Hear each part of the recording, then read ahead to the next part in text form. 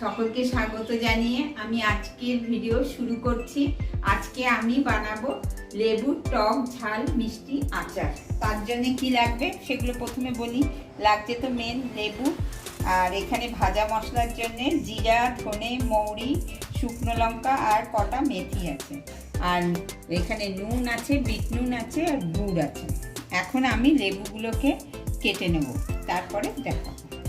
এখন গ্যাসটা চালিয়ে আমি কড়াইটা বসিয়ে দিয়েছি। কড়াইটাতে এখন আমি এই যে এই গুড়টা আমি দিয়ে দেবো।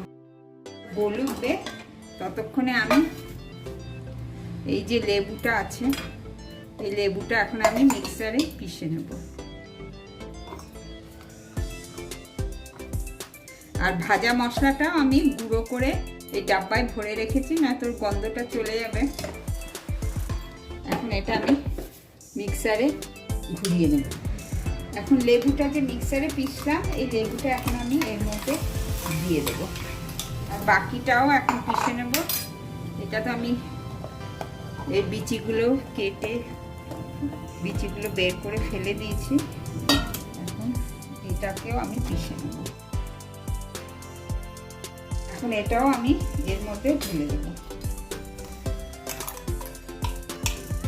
আর এটা এখন আমি এই গুড়ের সাথে নাড়বো। গুড়টা গলবে, তারপরে আমি দেখবো আরও মিষ্টি দিতে লাগবে কিনা, তারপরে আমি বলছি। এর মধ্যে গলছে, এখন এর মধ্যে আমি নুনটা দিয়ে দেবো। দিলাম, এখন আর একটু বিট নুন দেবো। আর ভাজা মশলাটা নামাবার আগে দেবো। এর মধ্যে একটু চিনিও লাগবে, মিষ্টি লাগবে, আমি একটু চিনিই দিলাম।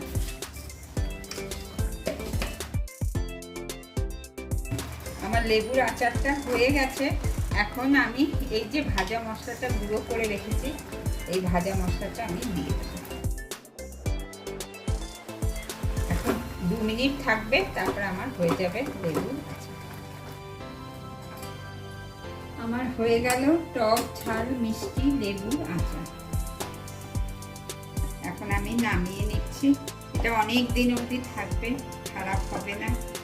আমি অল্প করেই বানিয়েছি, পরে আবার বানাবো। এইভাবে রেডি হয়ে গেল আমার টক ঝাল মিষ্টি লেবুর আচার।